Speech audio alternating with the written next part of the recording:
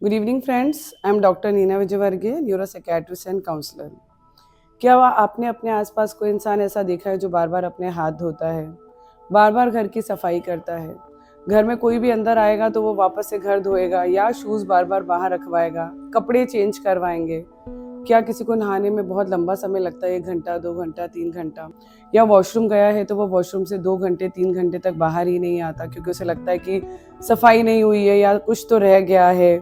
या वो बार बार किसी भी एक पर्टिकुलर पार्ट को वो क्लीन करता रहता है कि अगर उसे लगता है अपने नेल्स में जर्म है तो वो नेल्स को ही क्लीन करेगा। अपने किचन को, अपने बर्तनों को वो बार बार क्लीन करता है क्योंकि लगता है बर्तनों में गंदगी रह गई है, जर्म्स रह गए हैं, खाएंगे तो फूड पॉइजनिंग हो जाएगी। साफ सफाई बहुत ज़्यादा कर रहा है। क्या आपने ऐसा आसपास देखा? तो वो एक तरह का ओसीडी है। एक दूसरे तरीके का ओसीडी होता है जिसमें इंसान चीज़ों को सिमेट्री में जमाता है। जैसे अगर रजिस्टर रखे हैं, पेन रखा है, पेंसिल रखा है तो बार बार उन्हें अरेंज करेगा। उसे मज़ा नहीं आ रहा है, कोई प्लेजर नहीं मिल रहा है, बट स्टिल उसके दिमाग को सेटिस्फेक्शन नहीं मिल रहा है कि चीज़ें अरेंज्ड हैं। घर में शूज़ रखे हैं तो उन्हें अरेंज करेगा, कपड़े रखे हैं तो अलमारी अरेंज करेंगे। आज अलमारी जमाई है, कल फिर अलमारी जमाएंगे, दिन में 3 बार अलमारी वो जमा देंगे। घर में बेडशीट बिछाई, अगर एक सल भी उस पर आ गया है तो दोबारा से बेडशीट को बिछाएंगे। अगर कोई भी चीज़ इधर से उधर हो जाती है तो उसको बार बार अरेंज करते हैं। कोई जगह रखने की बुक अगर यहाँ रखी हुई है, उसकी जगह वो वहाँ रखी है तो उसे वापस से वहाँ रखेंगे। तो चीज़ों को बार बार अरेंज करना, सीक्वेंस में जमाना, सिमेट्री क्रिएट करना, this is another kind of OCD. कभी ओसीडी इस तरीके से आता है जिसमें चीज़ों को चेक करना। ताला लगा लिया है, पता है ताला लगा दिया है, ध्यान है लगा दिया, बट स्टिल चेक करना पड़ेगा क्योंकि बार बार विचार आ रहा है कि नहीं, खुला रह सकता है। कभी गैस की नॉब चेक करना कि कहीं गैस खुला ना रह गया हो, कार का गेट खुला ना रह गया हो, कार का ब्रेक खराब ना हो, बार बार ब्रेक चेक करना। या फिर कभी विंडो चेक करना, विंडो ना खुली रह गई हो। कोई भी सामान जिसे बार बार चेक करना, कभी जेब चेक करना, मेरा पर्स ना गिर गया हो, मेरा मोबाइल ना गिर गया हो, मेरे पैसे ना गिर गए हों, किसी को पैसे मैंने 4 बार तो नहीं दे दिए हैं, बार बार उससे पूछना मैंने आपको पैसे कितनी बार दिए हैं। कोई भी चीज़ को बार बार चेक करना, ये भी एक तरह का ओसीडी है। और चौथा जो हम बात करेंगे, इंट्रूसिव थॉट्स। कभी विचार ऐसा आता है कि अगर इस चीज़ को टच कर लिया तो दोबारा टच करना पड़ेगा, नहीं तो कुछ बुरा हो जाएगा। कभी एक लाइन में जा रहे हैं तो लाइन नहीं चेंज कर सकते, आपको उसी पैटर्न में, उसी लाइन में, उसी तरीके से चलना पड़ेगा, नहीं तो कुछ गलत हो जाएगा। कभी सेम पैटर्न के कपड़े पहनने हैं कि अरे आज अगर येलो पहन लिया तो कुछ गलत हो जाएगा।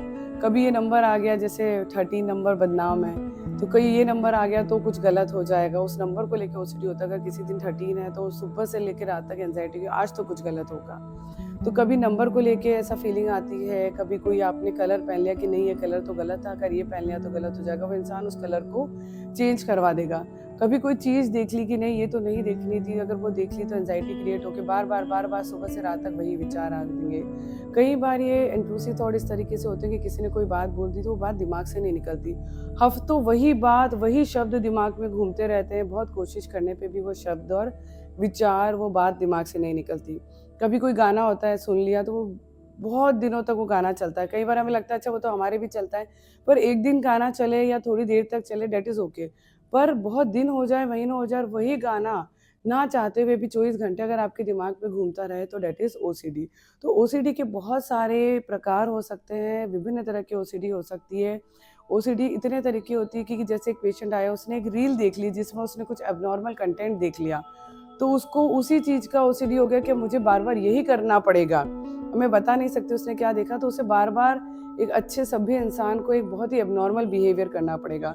कईयों को अपनी सेक्सुअलिटी को लेके ओसीडी हो जाता है कि मैं मेल हूँ या फीमेल, उसे उन्हें डेली अपने आप को कन्फर्मेशन देना पड़ता है कि वेदर मैं मेल की तरफ अट्रैक्टेड हूँ या फीमेल की तरफ अट्रैक्टेड हूँ। अपनी सेक्सुअलिटी को उन्हें बार-बार चेक करना पड़ता है, दिन में जाने कितनी ही बार, क्योंकि उन्हें बार-बार ये विचार आता है कहीं मैं अपना मेल तो नहीं, मेल को ये विचार आता है कि मैं फीमेल तो नहीं हूँ, फीमेल तो नहीं हूँ, फीमेल तो नहीं हूँ। उसको क्रॉस चेक उन्हें बार-बार करना पड़ता है अलग-अलग तरीके से। ऐसे विभिन्न तरीके के ओसीडी हो सकते हैं। विचार कोई भी एबनॉर्मल हो सकता है, बस प्रॉब्लम ये होती है कि वो विचार बार-बार आता है। उस विचार के चलते आपको कोई ना कोई कंपल्शन करना पड़ता है, वो विचार आपको इतना परेशान करता है, एंजाइटी ट्रिगर करता है, कहीं ना कहीं उन सब चीज़ों के पीछे कहीं ना कहीं एक समय के बाद डिप्रेशन में चले जाते हैं और आपकी लाइफ काफ़ी हद तक डिस्टर्ब हो जाती है। ऐसे विचार आपके दिमाग में आना जो आप नहीं चाहते कि आए, क्योंकि वो आपके विचार नहीं हैं, पर बार बार वो विचार आ रहे हैं, आपके रुकने से रुक नहीं रहे हैं। जैसे कि सेक्सुअल थॉट्स आना, कभी भगवान के प्रति, कभी जो आपके रेस्पेक्टेड पर्सन है, मान लो कोई जवान लड़का है तो उसको माँ के प्रति, अपनी सिस्टर के प्रति बार बार उसको सेक्सुअल थॉट्स आना, या कोई लड़की है तो उसको अपने रेस्पेक्टेड मेल जो फैमिली मेम्बर है उसके प्रति सेक्सुअल थॉट्स आना, या सोसाइटी में सेक्सुअल थॉट्स आना, ये जो कि बहुत कॉमन ओसीडी है। या कि ये एक बार विचार आना कि कहीं मेरे घर वालों के साथ कुछ हो ना जाए, कभी मेरे साथ कुछ ना हो जाए, कोई घर से बाहर गया है बार बार चिंता लगी रहती है उसका एक्सीडेंट ना हो जाए, कभी बार बार विचार आते हैं छत ना गिर जाए, कभी विचार आता है कि आग ना लग जाए, कभी विचार आता है कि मैं छत से ना गिर जाऊं। तो इस तरह के विचार आना, डर कि कहीं मेरा कुछ गलत ना हो जाए, मेरा कुछ बुरा ना हो जाए, या मेरे घर वालों के साथ बुरा ना हो जाए। तो ये होते हैं इंट्रूसिव थॉट्स, जिसके चलते फिर कंपल्शन करना, जैसे कि 4 बार अगर मैंने ढोक नहीं दिया तो इसका मतलब कुछ गलत हो जाएगा, अगर मैंने 6 बार हाथ नहीं जोड़े हैं तो कुछ गलत हो जाएगा। तो इंसान को सब पता है कि ऐसा करने से कुछ नहीं होता, पर उसे वो करना ही पड़ता है। This is OCD. तो ये हमने लक्षण की बात करी, पर क्यों होता है ये एक बार हमें समझना पड़ेगा। ओसीडी में अनचाहे विचार बार बार आते हैं, इतनी बार आते हैं कि इंसान परेशान हो जाता है, घंटों से ये विचार आते हैं। कई बार हमें लगता है अच्छा, कई बार हमें भी आ जाते हैं एबनॉर्मल विचार, पर कभी कभी आने से और थोड़ी देर आने से उसे ओसीडी नहीं कहते। पर कोई विचार जब बार बार आपको इतना आ रहा है जिसकी वजह से आपके काम पे फर्क पड़ जाता है, आपके सेटिस्फेक्शन पे फर्क पड़ जाता है, आपकी जीवन दिनचर्या पे फर्क पड़ जाता है, आप डिस्ट्रेस में रहने लग जाते हो और लंबे समय तक वो विचार बार बार आते हैं, तो उसे ओसीडी कहते हैं। जैसे कि आज मुझे विचार आया, मैंने हाथ धोया कि कुछ तो गंदगी मेरे हाथ पे रह गई है, मैं फिर से हाथ धोऊंगी, मुझे पता है मैंने हाथ धो लिया है, गंदगी साफ है, लेकिन फिर विचार आएगा कि नहीं गंदगी रह गई है तो मैं फिर से हाथ धोऊंगी ही सही। ये है कंपल्शन, धोना ही पड़ेगा। धोने के बाद वापस से माइंड रिलैक्स हो जाएगा, पर फिर से वो विचार आएगा। ऐसे ही होती है घर की साफ सफाई के बारे में, ऐसे ही होता है नहाने के बारे में। कई बार लोगों को पूरी पूरी टंकी खाली कर देते हैं नहाने में, क्योंकि उन्हें ऐसा लगता है कि नहीं बॉडी क्लीन नहीं हुई। एक बार उन्होंने पानी डाला, बॉडी क्लीन हो गई, उसी सेकंड फिर से ख्याल आ जाएगा कि नहीं कुछ तो रह गया, फिर से उन्हें पानी डालना पड़ेगा। वापस से वो कंपल्शन करेंगे, पानी डालेंगे, फिर से उन्हें विचार आ जाएगा। तो ये होता है OCD of dirt and contamination. वैसे ही चेकिंग में भी यही होता है कि बार बार एक ही तरह का विचार आता है। ताला लगा दिया, हमें याद है लगा दिया, पर दिमाग बोलेगा नहीं वापस से चेक करो लगाया कि नहीं। एक डर रहता है कहीं कोई घर में ना आ जाए, कोई नुकसान ना पहुंचा दे, वो डर के चलते हम फिर से जाएंगे, ताला चेक करेंगे, वो है कंपल्शन। फिर आके आप ताला लगा के बैठे हो, चेक करके फिर से वही विचार आ जाएगा, पता है लगाया है, स्टिल आप फिर से जाएंगे। तो दिस इज चेकिंग। चाहे वो गैस का नॉब चेक करना हो, घर की खिड़की चेक करना हो, पर्स चेक करना हो, पैसे चेक करना हो, मोबाइल चेक करना हो, किसी को आपने ईमेल भेजा है, मान लो आपके सीनियर को आपने मेल भेजा, वो उसको 10 बार चेक करोगे, 20 बार चेक करोगे, आपका कितना सारा समय सिर्फ चेकिंग में ही चला जाएगा। आपकी वर्क परफॉर्मेंस बिल्कुल डाउन हो जाएगी, आपका समय पूरा इन्हीं चीज़ों में चला जाएगा और लाइफ डिस्ट्रेस में बीतेगी। ऐसे ही होता है सिक्वेंसिंग में जमाना। सिक्वेंसिंग में एक तो ये होता है कि हमने बाल बनाए, हमें खुशी मिल रही है कि हम अच्छे बाल बना रहे हैं, लेकिन हम जानते हैं कि हमारे बाल बन गए, लेकिन क्योंकि ओसीडी की बाल गलत है फिर से बनाना, गलत है फिर से बनाना, कोई खुशी नहीं मिल रही है इस चीज़ में। स्टिल आप उस काम को बार बार सिक्वेंस में कर रहे हो, अरेंज कर रहे हो, जूते बार बार सही जमा रहे हो, कपड़े जमा रहे हो, अपने डेली रूटीन के सामान बार बार जमा रहे हो, जो कि कोई देखने नहीं आ रहा, जिसके कोई मार्क्स नहीं मिल रहे हैं, जिसकी कोई इंपॉर्टेंस नहीं है, लेकिन क्योंकि आपका दिमाग बार बार बोल रहा है कि नहीं चीज़ें सीक्वेंस में नहीं है और आपको जमानी ही पड़ेगी। अगर आपने नहीं जमाया तो आपको डिस्ट्रेस होगा, एंजाइटी होगी, और उस एंजाइटी को कोप अप करने के लिए, उस एंजाइटी को सबसाइड करने के लिए आपको काम दोबारा करना ही पड़ता है। जैसे आप वो काम दोबारा करते हो, फिर से वो विचार आ जाता है, फिर से वो एंजाइटी जनरेट हो जाती है और फिर से वो काम करना पड़ता है। इंट्रूसिव थॉट्स में भी ऐसे होता है। उसे लगता है कि कहीं मेरे घर वालों को कुछ ना हो जाए, अगर मैं 4 बार हाथ ऐसे ऐसे ऐसे छूऊंगा तो फिर ठीक हो जाएगा। ठीक हो गया, 2 मिनट शांति मिली, फिर से वो विचार आएगा कि मुझे 4 बार भगवान के आगे सर झुकना ही पड़ेगा, नहीं तो घर वालों के साथ गलत हो जाएगा, या मुझे उस मंदिर में 4 चक्कर लगाने ही पड़ेंगे तो ही ठीक होगा, मुझे उस दुकान के सामने से 20 बार निकलना ही पड़ेगा तो चीज़ ठीक होगी, अगर मैंने सामने वाली गाड़ी को जाते हुए के नंबर नहीं देखे हैं तो पक्का कुछ एक्सीडेंट हो जाएगा, चाहे वो गाड़ी कितनी आगे चली गई हो, हम ऑफिस से बाहर निकल गए हो, लेकिन हमें उसके नंबर देखने जरूरी है, हो सकता है आप रेड लाइट भी ना देखें उस वक्त। तो ये विचार हम जानते हैं, हमें पता होता है कि ये गलत है, हम जो कर रहे हैं वो ज़रूरी नहीं है, लेकिन आपके विचार इतने तीव्र होते हैं कि आपको वो चीज़ करना ही पड़ता है, कंपल्शन, अदरवाइज वो एंजाइटी आपके अंदर क्रिएट होती है। तो ये होता है ओसीडी। इसकी वजह से लाइफ हेल हो जाती है, बहुत बुरे परिणाम होते हैं। जिसको भी ओसीडी होता है बहुत परेशान हो जाता है, अंदर ही अंदर बहुत परेशान होता है, साथ वाले उसकी प्रॉब्लम नहीं समझ पाते कि क्या है, क्यों कर रहा है, जानबूझ के कर रहा है, अपने आप को कंट्रोल कर सकता है, इसमें कौन सी बड़ी बात है। पर ऐसा नहीं होता।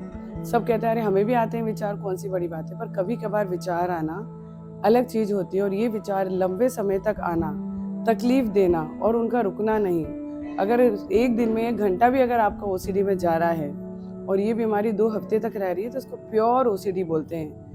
और इसमें काफ़ी तकलीफ झेलनी पड़ती है जिसको ये बीमारी होती है। अब इसकी ट्रीटमेंट पार्ट पे आते हैं। इसका बहुत अच्छा ट्रीटमेंट है मेडिसिन से, जिसमें क्योंकि कारण पता होना चाहिए, कारण क्यों हुआ। सबको लगता है ऐसा क्या हो गया दिमाग में जो ये विचार आ रहे हैं। तो नॉर्मली ऐसा कोई बहुत बड़ा कारण नहीं होता, मेजर कारण नहीं होते, या कारण पता नहीं है। पर जो एक मेजर रीज़न पता है वो है ब्रेन में सेरोटोनिन की कमी, एक विटामिन की कमी, जिसके चलते बार बार ये विचार आना और जिसके चलते आपको चीज़ों को करना।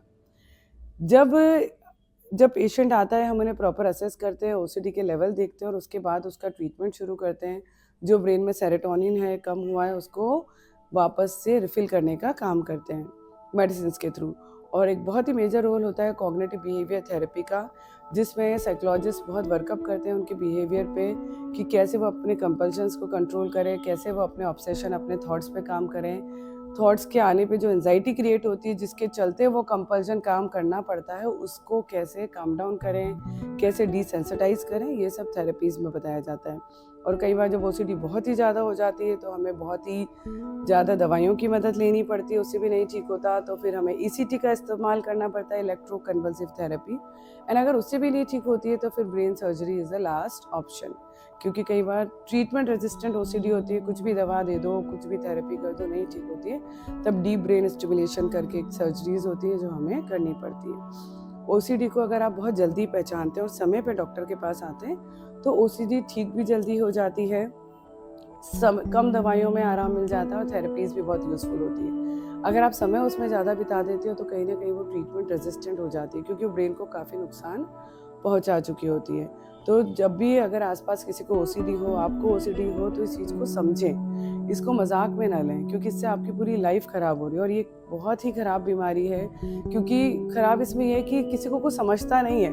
उसको लगता है क्या हो गया, क्या फ़र्क पड़ गया, ठीक है कर रहे हैं तो करते जा रहे हैं, क्या फ़र्क पड़ रहा है, ज़्यादा साफ़ सफाई तो कर रही है, 4 घंटे तो घर को धो रही है। पर नहीं, ये बीमारी है, जिसको बीमारी उसकी तो पूरी जीवन उसी में निकल जाता है। ऐसा नहीं होना चाहिए। कई लोग तो यहाँ से प्रिस्क्रिप्शन लिखा के जाते हैं, उसको भी घर में नहीं ले जाते, उसको भी धोने बैठ जाते होंगे। कई बार यहाँ से हॉस्पिटल से आके वापस उन्हें नहाना पड़ता है, वो मार्केट जाते हैं तो उन्हें घर जाके नहाना पड़ता है। तो और खुद तक तो ठीक है, वो घर वालों को भी फोर्स करते हैं कि तुम भी कपड़े चेंज करो, तुम भी जूते बाहर खोलो, तुम भी नहाओ, तो उन लोगों की लाइफ भी बहुत डिस्टर्ब हो जाती है। तो ये चीज़ आपको समझनी पड़ेगी, इसका ट्रीटमेंट करवाना पड़ेगा। Thank you.